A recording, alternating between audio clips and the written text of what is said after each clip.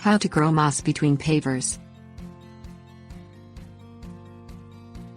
Landscape pavers are a flexible medium for landscaping in your yard or garden. The pavers may be used to make edging, pathways, patios or retaining walls. Pavers may be made of cement or stone. Pavers may be made to look more rustic by growing moss in the cracks between the pavers. Generally, moss will not grow in sunny or dry locations. Things you'll need: moss clump, buttermilk, blender, paintbrush, spray bottle, plastic wrap. Crumble 1 cup of moss in a blender. Add 2 cups buttermilk and 2 parts water.